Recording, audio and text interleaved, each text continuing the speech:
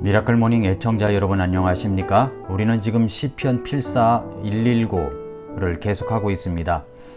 이번 한 달 동안 여러분이 시편 119편을 필사를 해서 그 말씀이 여러분의 마음속에 가득 담는 그런 시간들로 만드시기를 바랍니다. 시편 119편을 필사하다 보면 8절씩 나누어서 그 8절을 한 연이라고 합니다. 그런데 그 한 연을 시작하는 첫 절, 이 첫 절을 보면은 그 첫 절이 그 연의 중심 구절이 아닌가라는 생각이 듭니다. 여러분도 한번 그렇게 찾아보시기를 바랍니다. 오늘 본문은 시편 119편 89절부터 96절까지 말씀인데 그 첫 절이 이렇게 시작합니다. 오 주여 주의 말씀은 영원히 하늘에 정착되어 싸우며 주의 신실하심은 모든 세대에 이르나이다 라고 했습니다. 시편 119편 전체 176절 각 구절마다 하나님의 말씀을 언급하는 각기 다른 단어들이 다 들어있는데 89절은 직접적으로 주의 말씀이라고 이야기를 하고 있습니다. 그러니까 이렇게 고백하는 것입니다. 하나님의 말씀은 영원히 하늘에 정착되었고 주님의 신실하심은 모든 세대에 이르렀다고 그렇게 고백하고 있습니다. 그렇게 고백하는 이유가 뭡니까? 92절이 그 해답입니다. 주의 법이 나의 기쁨이 되지 아니하였더라면 내가 나의 고난 중에 멸망당하였으리이다 라고 그렇게 말씀하고 있습니다. 내가 당하는 고난 속에서 그 고난이 내 인생을 끝장낼 것처럼 느껴질 때 하나님의 말씀이 나의 기쁨이 되지 아니었더라면 나는 진즉 멸망했을 것이다 라는 말씀이죠. 하나님의 말씀은 나의 고난 중에 나를 살리는 말씀이라고 고백하고 있습니다. 고난은 인생 속에서 누구나 다 당하는 것입니다. 누구나 생각하는 고난의 정도는 다 다르겠지만 고난과 환난과 고통이라는 것은 늘 우리에게 쉴 새 없이 찾아옵니다. 우리 인생 속에서도 고난이라고 하는 것은 각 인생 사이사이에 여러 가지 단어로 들어가 있습니다. 시편 119편의 기자만 그런 고난이 있는 것이 아닙니다. 우리 인생 속에는 모두 다 고난이 들어 있습니다. 역사 속에서 위대한 업적을 남기고 간 사람들 가운데 고난이 없었던 사람은 거의 다 없습니다. 어느 대학 교수가 수업 시간에 학생들에게 이렇게 물었습니다.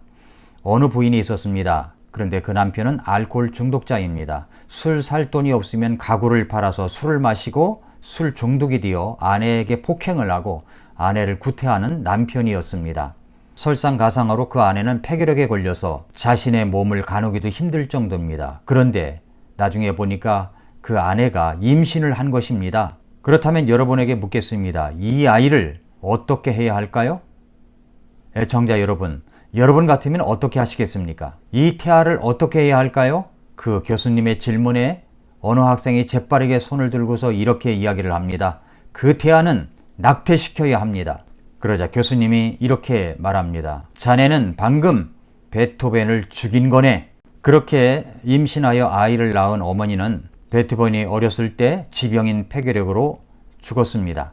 어머니를 잃은 베토벤은 11살 때부터 극장을 돌면서 구걸을 하며 돌아다녔습니다.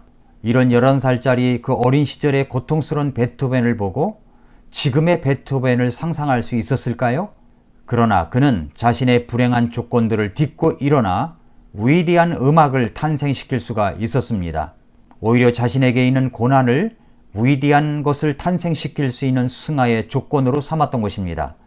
시편 119편 71절에 보면 고난당한 것이 내게 유익하오니 이로써 내가 주의 법규들을 배우게 되었나이다 라고 했습니다. 71절을 고백한 기자나 92절을 고백한 기자는 똑같은 119편을 기록한 기자입니다.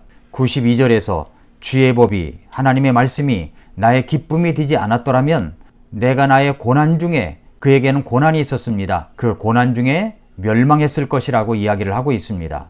하나님의 말씀이 나의 기쁨이 되었기 때문에 고난을 딛고 일어섰다라고 이야기를 하는 것입니다. 스코틀랜드의 시각장애자이면서도 설교가며 작가인 조지 마티스는 그의 고난 속에서 성경을 묵상하면서 성경에 나오는 말씀을 듣고 이렇게 말했습니다. 과거의 위인들에게 가장 잊지 못할 풍요의 자리가 어디였는가 물어보라. 그들의 대답은 내가 엎드렸던 차가운 바닥이라고 말할 것이다. 아브라함에게 물어보라. 모리아의 번제단을 가리키리라. 요셉에게 물어보라. 차가운 감옥을 가리키리라.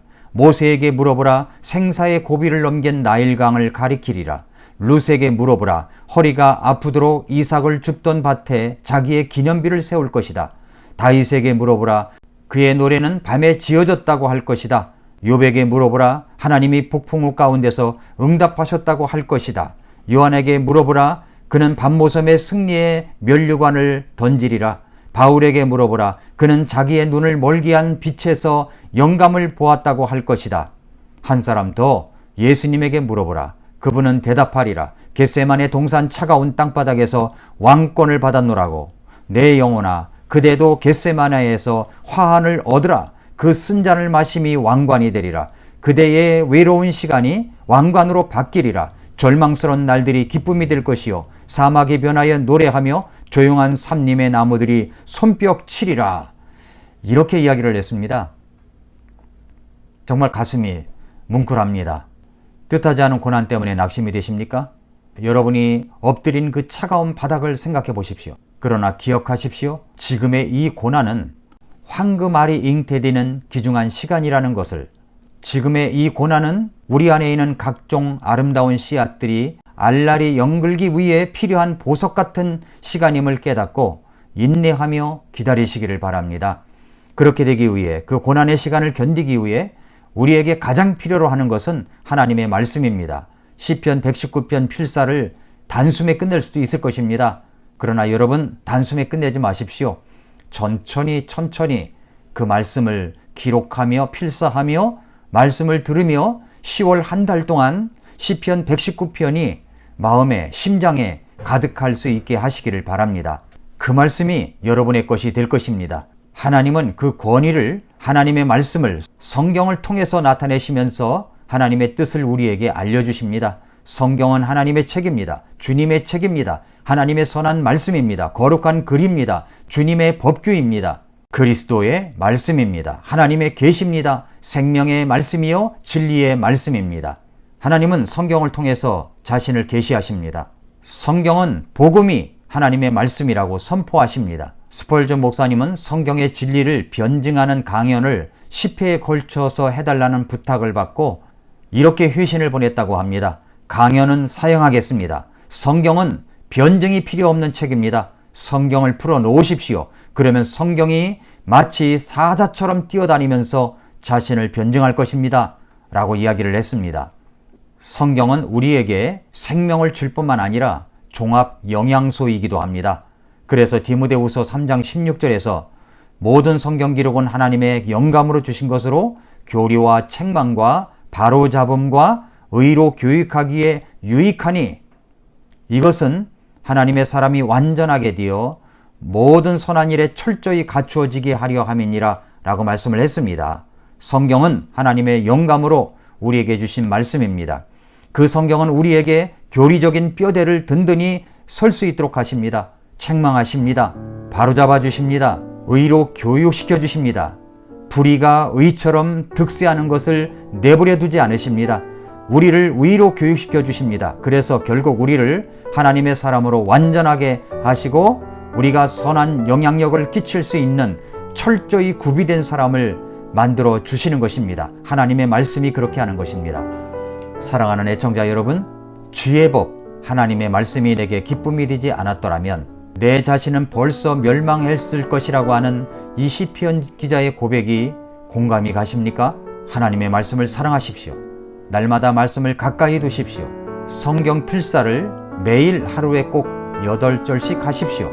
말씀의 감동이 말씀을 들음으로 여러분의 귀를 통해서 심장으로 갈 것이고 필사를 통해서 손끝에 젖어 있는 감동의 글이, 감동의 내용이 여러분의 심장으로 이어져 갈 것이고 여러분의 눈을 통해 읽는 말씀이 여러분의 심장에 쌓이게 되어 그것이 심장이 심차게 고동쳐 그 피를, 감동받은 그 피를 여러분의 온몸에 퍼뜨리게 될 것이고 돌게 할 것입니다. 하나님의 말씀은 나를 고난 중에 살리는 말씀입니다.